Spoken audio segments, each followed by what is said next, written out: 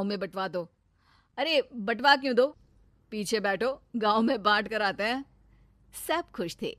योगेश गांव के बाहर एक कोयले की खदान में मजदूरी करता था। मेहनत और अकल से उसने वहां ठेकेदारी का काम सीख लिया और सूझबूझ से ठीक ठाक पैसा बनाने लगा। गांव में बात फैल गई कि योगेश के घर धमाका गाड़ी आई है। ऐसी गाड़ी पहले कभी किसी ने गांव में तो देखी नहीं थी। योगेश और माँ गाड़ी से वापस घर आ जाते हैं। बेटा, बाबूजी ऊपर से देख रहे होंगे और आशीर्वाद भी दे रहे होंगे तुझे। वो होते तो उनको भी घुमाता माँ। पूरे गांव में नाच नाच के मिठाई बांटने जाते। जैसे मैंने नाच नाच के बांटी थी जब वो अपने लिए एक साइकिल लेकर आए थे। बस बस, बाबूजी दो बात भी सुनाते कि फटफट वाली फटफटी ले आया। सीमा आगे कहती है, अपने लिए तो ये गाड़ी ले आए और मेरे लिए? अरे ये गाड़ी तुम्हारे लिए ही तो है। पक्का मेरे लिए है? अरे पक्का तुम्हारे लिए है। अगली सुबह जब योगेश सो रहा होता है तो उसे बाहर से गाड़ी की आवाज आती है। वो घबरा कर चिल्लाता है, चोर चोर, मेरी गाड़ी ले जा रहा है, चोर चोर।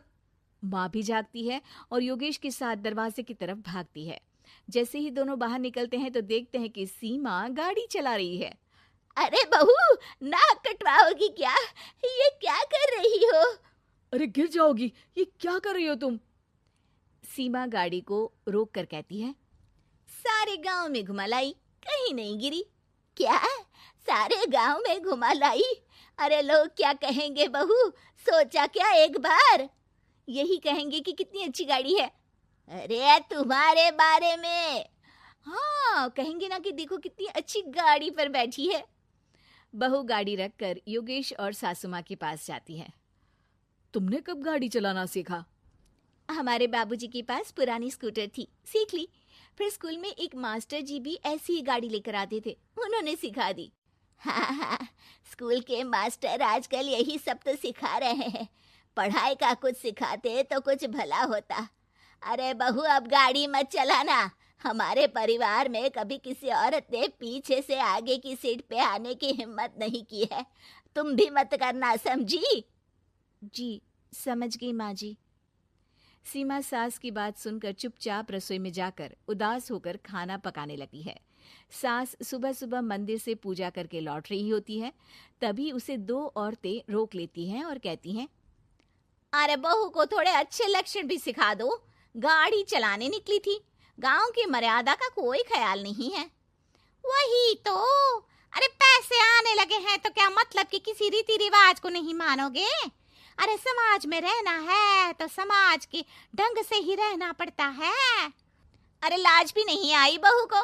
चूल्हे चौके से निकलकर सीधे गाड़ी लेकर चौराहे चबूतरे नाप लिए, फट फट फट करते हुए। अरे कुछ कह देना उसे। अरे ये क्या कहेगी, बूढ़ी सास है, इनकी थोड़ी ना चलती होगी घर में। हाँ, बहू की ही चलती होगी, मर्जी भी और गाड़ी भी। सास सब सुनकर घर आती है और बहू को चिल्ला के बुलाती है, अरे नाक कटवा दी सबके सामने गाड़ी चलाकर। औरत जात गाड़ी नहीं चलाती। शहरों में तो 4 पहियों वाली गाड़ी भी चलाती हैं और हेलीकॉप्टर, हवाई जहाज भी। शहर में थोड़ी ना रहती हो मैडम साहिबा। आज के बाद गाड़ी से ही नहीं, यूं भी निकलना बंद तुम्हारा घर से।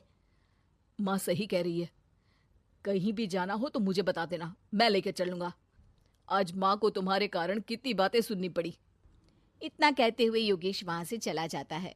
बारिश की वजह से कारखाने के रोड पर कीचड़ रहता है, इसीलिए योगेश गाड़ी घर रख कर जाता है और किसी से लिफ्ट लेकर कारखाने पहुंचता है ताकि नई गाड़ी गंदी ना हो।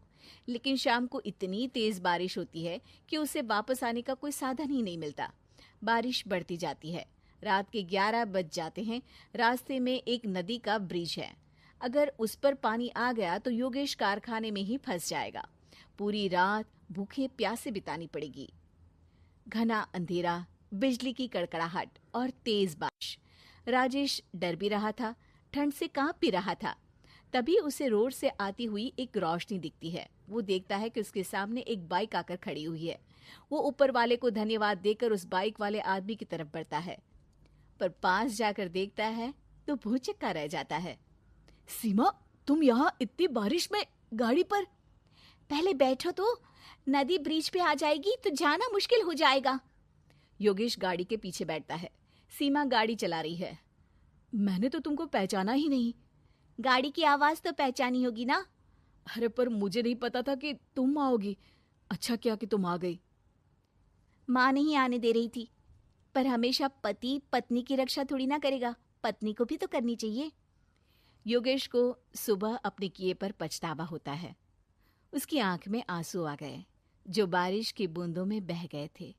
उसके बाद सीमा को सास ने और योगेश ने खुशी खुशी समाज की सीमा लांघने की मंजूरी दे दी।